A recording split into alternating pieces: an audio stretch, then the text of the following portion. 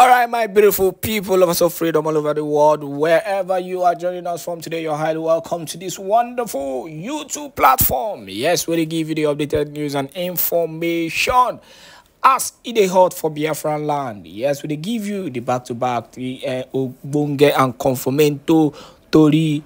All the whole matter where they happen for Biafraland. Now here you go get them. So if you want to hear the voice of the Prime Minister Simon Ekpa, then you enter this wonderful channel because we always give you in back-to-back broadcasts.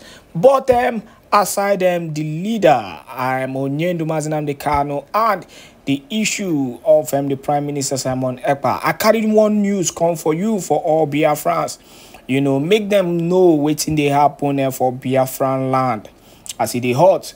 And this issue, now the matter will happen for Anambra State. I don't know if you guys have actually heard about the collapsed building in Anambra State that have actually left a lot of Biafrans, Igbo people and their property down. You know, about over 30 lives have actually been lost, you know, within the space of 24 hours or less than 24 hours. Make we go give you the news first of all before we go further to do small analysis. 5 killed, 26 rescued in Anambra building collapse. At least 5 people were killed and 26 others rescued when a building collapsed at a market in Anambra State on Monday evening. The market, Oduigbo Market, is in Ochanja, Onitsha North local government area of Southeast State. Our news platform learned that the collapsed building was still under construction. Governor Charles Soludo of Anambra State visited the scene of the incident on Tuesday, according to a report that we got. Speaking to a crowd of residents at the scene, Mr. Soludo expressed sadness over the residents, describing it as tragic. The governor, in a video clip seen by our news platform, confirmed the recovery of 5 corpses from the collapsed building at the rescue of 26 persons who were trapped in the rubble. He said, rescue efforts were ongoing to locate those still trapped under the rubble, just as he regretted the incident, which he noted could have been avoided. Mr. Charles Soludo revealed that the collapsed building was still under construction by a private developer without a government approval. He reiterated his commitment to address illegal construction in the state. My government did not approve of this building, he said. We will redesign this area and build it properly. All buildings constructed without proper approval will be brought down henceforth, including structures currently under construction at other markets, he said. The governor said he would conduct a comprehensive inventory of buildings in markets and public places within the state.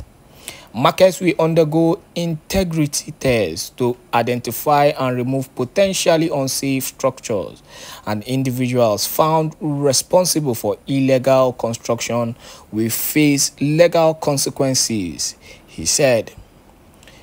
He emphasized the importance of prioritizing public safety, vowing to eradicate the impunity and lawlessness surrounding unauthorized construction.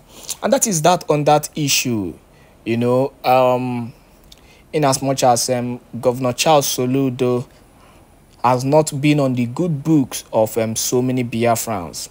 But the reality is that I'm going to look at this whole issue of the building collapse, you know, from a different angle. The country is bad, and some of these constructors, what they are doing, you know, basically is they are trying to manage equipment, you know, so that they can make more gain. You see them, you know, using one bag of cement to just mold, you know, to mold substandard blocks. At the end, you see this these buildings collapsing on daily basis because the foundation of the buildings are not strong enough. And that is a problem. A lot of people are dying innocently, because of this evil and wickedness. I call it wickedness because it is the government that have actually allowed this kind of wickedness to come upon our people. Imagine, for example, cement wasn't that expensive. These issues, that have been ravaging Biafraland and other environs will not even get to that level. That is one. Now, secondly, from the angle that I even want to digress totally into, is the angle that this thing happened on a Monday. And you might actually see it the wrong way, but realistically, assuming, that people who came out on that day obeyed the sit-at-home order. First of all, that Monday was a critical day in Biafraland. Not only the fact that is the normal, usual Monday sit-at-home, where the Prime Minister have actually urged Biafrans to exercise these sit-at-home order so that, the Nigerian government will understand what we are driving for. But a lot of people have actually been disobeying the sit-at-home. So imagine that these people did not come out to make that money they cannot live on that particular day. They wouldn't have died. They wouldn't have died. So it is not a bad thing for me to come out and say, the cause of the land is totally in support of this sit-at-home because so many bloods were spilled. So these bloods wouldn't have been spilled if they obeyed the sit-at-home order. So I want you to see it from that angle. So they could have actually been alive if they obeyed the sit-at-home order. They came out on that particular Monday. And do not forget that that Monday was 26th, yeah? And that particular Monday was Mazi Nnamdi Kanu's court trial, which every Biafran knows. The deal. That particular day is a total shutdown. There is nothing like disobeying. So you could have just left that particular day, obey the sit-at-home, and definitely you'll be alive. Because you have no business coming to the market on that day. And that particular building was still under construction. So this is the angle that I want to look at it from. Because everything we do here is pertaining to Biafra. So we try as much as possible to relate every issue that is ravaging our Biafran land. We try as much as possible to relate it. So it could have been avoided if the sit-at-home order was obeyed by these people who lost their lives. And that is that on that issue. So the government needs to do the needful. The government needs to do the right thing. Everything is expensive. And the funniest thing is that this country is so evil. You see, Nigeria is an evil country. Nigeria had a way of removing Ibeto cement. We all know Ibeto cement because he's an Igbo man. They want Dangote to take over everything. And on a Buzihaka now, it is killing them on a Buzihaka on daily basis. Because Dangote has taken everything and is making it difficult for them to survive in the country. Why is cement high in Nigeria when the producer, the owner of Dangote Cement is a Nigerian? Go to Ghana, go to other countries where they even export, cement. It is not expensive there. We all know what cement is in this country. And someone wants to tell me that Nigeria will be a better country. I want to understand, how is this possible? How is this possible? How can Nigeria be a better country when, the people are the ones dealing with themselves because of their selfish interests? Why is Dangote the only person producing cement when we had Ibeto? Ibeto cement was pokrepo.